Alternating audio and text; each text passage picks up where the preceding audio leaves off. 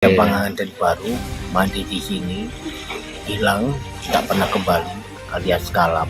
Ada penampakan ular besar, ular yang sangat besar. Ada ikan, tidak ada daging, hanya tinggal duri-duri. Oh, kerangka saja Pak ya.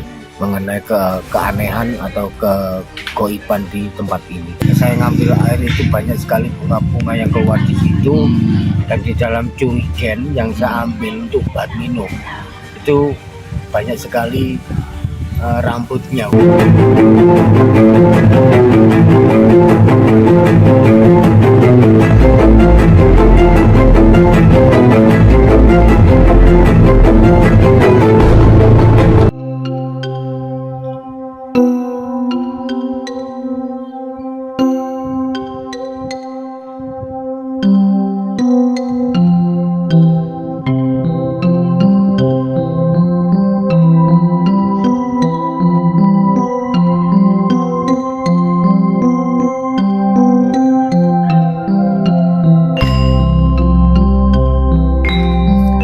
Assalamualaikum warahmatullahi wabarakatuh. Rahayu, salam budaya, sahabatku, teman-temanku, saudaraku sebangsa dan setanah air, serta dimanapun saudaraku berada yang bisa menjangkau dan menikmati saluran ini. Jumpa lagi ya teman-teman, sahabat saudaraku, dengan Edukasi Channel. Di kesempatan yang berbahagia ini teman-teman, saya akan mencoba untuk mereview salah satu petertaan kuno dari era zaman kuno teman-teman. Petertaan ini sekarang masih difungsikan oleh warga masyarakat sekitar ya teman-teman, dengan dibuat mandi, dibuat mengairi sawah, airnya di sisi utara petertaan teman-teman. Nah, ini adalah aliran sungai yang keluar teman-teman. Di sini ini ada patung ya teman-teman, kayak gini. Ini entah patung siapa ini, kurang tahu saya. Yang jelas petertaan ini masih difungsikan. Ini airnya ini masih gembledek mengalir ke persawahan yang ada di sisi utara petertaan kuno ini teman-teman. Oh ya, petertaan ini bernama sumber nganten teman-teman, atau sumber penganten. Kenapa kok dinamakan sumber nganten? Nanti kita menggali informasi sejarah mengenai petertaan kuno ini teman-teman, petertaan sumber nganten. Nah, mari kita zoom bersama-sama teman-teman. Nah, ini adalah kelihatan ini bata-bata kuno, era-era kerajaan kuno. Tadi petertaan ini memang benar-benar asli peninggalan zaman-zaman kuno dulu teman-teman ya. Di sisi selatan itu ada lubang teman-teman, atau gorong-gorong sebagai penyuplai air yang keluar ya, itu kelihatan teman-teman ya. Itu di sisi selatan. Nah, dari situlah sumber air yang keluar dan masuk ke dalam kolam sumber nganten atau sumber penganten ini teman-teman ya.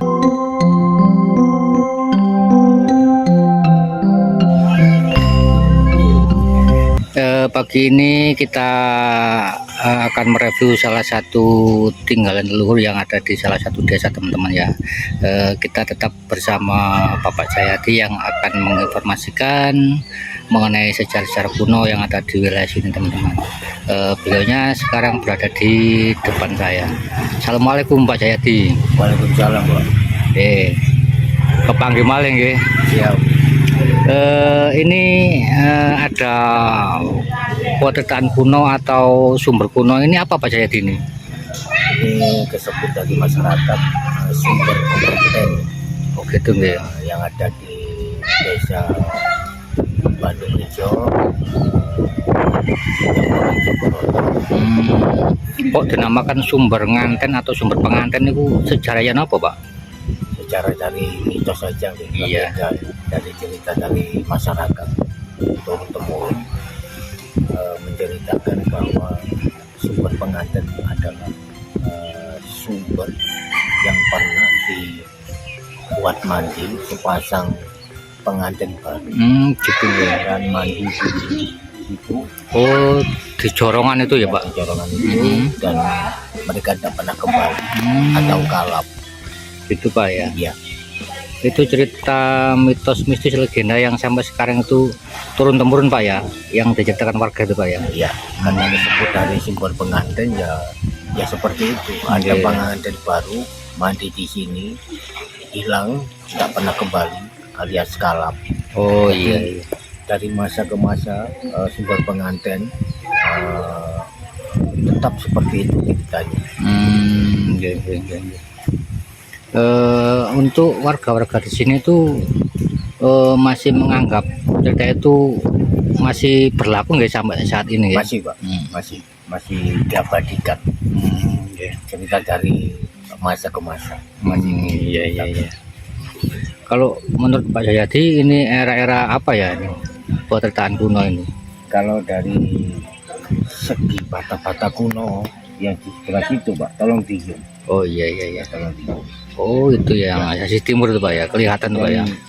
Ada bata merah ya, bata-bata merah era-era kerajaan. Oh iya Pak, bata-bata besar-besar Pak ya. Iya, besar sekali. Yang jelas petertaan ini atau sumber pengantin ini peninggalan dari kerajaan dan ditutupi oleh bangunan kolonial. Oh diplengseng gitu ya. seperti Berarti yang kelihatan sekarang ini era-era kolonial nih Pak ya, era kolonial. yang dikasih lepa-lepa yang semen tuh Pak ya. Yang diplengseng itu kan peninggalan dari kolonial, tapi masih jelas kelihatan bata-bata era kuno yang kelihatan. Oke. Selain cerita legenda mitos mistisnya mengenai ada pengantin yang kalap atau hilang di sini, apa ada cerita yang lain Pak? Ada dari masyarakat sini bilang bahwa ada penampakan ular besar, ular yang sangat besar di sini. Dan ada ikan, tidak ada daging, hanya tinggal duri-durinya. Oh kerangka saja Pak ya. Kerangkanya saja. Cerita dari masyarakat seperti itu. Dan masih banyak lagi sumber-sumber cerita mengenai keanehan atau kegoiban di tempat ini. Hanya dua saja yang saya tangkap dari masyarakat sini adalah ada ular besar di sekitaran petertaan ini atau kolam ini atau sumber pengantin ini. Iya. Untuk sumbernya sendiri Pak, ini kan masih fungsi airnya ini. Ya, Ini mengalir ke wilayah mana tuh Pak? ini mengalirnya di utaranya kolam ini difungsikan oleh masyarakat sebagai pengairan sawah. Oh yang di sisi Digunakan. utara itu Pak ya. Sisi utara ini kan dibuat pengairan sawah-sawah warga itu kan untuk mengairi sawah-sawah mereka dan masih difungsikan oleh bapak-bapak tani. Iya yang di sisi utara sumber ini Pak ya. Iya. Kira-kira sumbernya kok besar-besar gini, suplai dari mana Pak airnya ini Pak? Kira-kira ini. Kita tidak tahu ya. Iya, Jelas, iya. Itu kan ada gorong-gorong Pak. Tolong dijemput. Oh itu ya yang sisi selatan itu. Itu ada gorong-gorong. Gorong-gorong pertama itu buatan dari kolonial dan gorong-gorong yang terakhir itu yang asli Pak. Iya. Cukup dalam juga. Oh gitu Pak ya. Ya. Iya. Untuk warga di sini tuh masih menggunakan sumber nganten ini sebagai pundan atau apa Pak? Cuma tempat wisata aja sekarang ini Pak? Kalau dari masyarakat sendiri itu memang menyakralkan ya, tempat ini memang disebut dari masyarakat sini adalah punden, memang punden karena di sebelahnya sumber pengantin kan ada makam. Tolong Pak. Oh iya nih. Oh sisi barat itu makam desa ya, Makam desa, makam punden. oh gitu ya. Dan dari airnya sendiri, air sumber ini sampai sekarang masih digunakan untuk kepercayaan untuk minum, untuk mandi, untuk ritual. Air ini Pak ya, air ini. Oh Dan di sini kan banyak sekali anak-anak gitu buat anak mandi, iya buat main. Ya. betul. Karena mohon maaf juga airnya cukup jernih Pak. Iya. Ini di tengah sawah ya, Memang sumber ini ini ya. di tengah-tengah sawah Pak. Iya, ini semua Mau ke utara jauh, iya mau ke selatan jauh, tanaman tebu semua ya. itu semua. Tapi tadi kalau dilihat bata-bata yang tersisa itu yang bisa dilihat itu kayaknya besar-besar itu, kira-kira menurut Pak Jayadi itu era-era apa ya Pak Jayadi ya? Bata-bata. Era-era apa, kerajaan apa gitu ya? Kalau menurut saya pribadi nih, dari bata-bata itu kemungkinan sebelum era-era Majapahit. Sebelum ya Pak ya? Sebelum era-era Majapahit. Karena apa, dari ukuran bata cukup lumayan besar dan tebal dan lebar. Dan bisa kita buktikan, bisa kita lihat memang bata-batanya di sini cukup besar. Iya. Kira-kira ada para tamu atau pengunjung atau peziarah yang ngalap berkah di sini, umpama ini ada keluarga yang sakit atau minta pangkat yang naik atau gimana gitu, kira-kira ada apa enggak Pak Jayadi? Kalau untuk ritual dari pengunjung itu sebagian besar itu apa nih, berendam, mandi, dan kirim doa di makam Bunda ini. Kalau ada keluhan masing-masing ya tetap mereka tetap mereka ngalah berkah di sini. Gitu ya, tetap ngalah berkah di sini karena apa nggih, dari doa-doa yang dari penziarah yang datang di sini, otomatis mereka ingin dimudahkan. Iya. Yang jelas masih 1, 2, 3 atau berapa orang yang ngalah berkah di tempat ini. Mohon maaf juga ini kan kepercayaan ya. Betul. Jadi menyangkut keyakinan, bukan hal-hal yang ini tidak. Jelas ngalah barokah. Betul. Tempat ini, yaitu mandi, entah itu ngambil air, entah itu nyekar atau ritual. Setiap hari banyak ibu-ibu dan pemuda-pemuda yang antusias, entah itu juga habis melakukan ritual, apakah kita melakukan ritual mandi, apakah nyekar, kita tidak tahu juga. Yang jelas setiap hari di sumber pengantin ini banyak sekali pengunjung, banyak sekali pengunjung. Iya, ini kalau di lingkungan sini kan masih banyak pohon-pohon besarnya Pak ya. Iya. Jadi makanya tempatnya ini agak ini rindang, sejuk, nyaman. Jadi untuk orang-orang yang pikirannya lagi jutek, lagi pegel, lagi sumpek, bisa kesini gitu Pak Jayadi ya. Yang jelas ini tempat nyantai yang paling elegan ya. Iya. Karena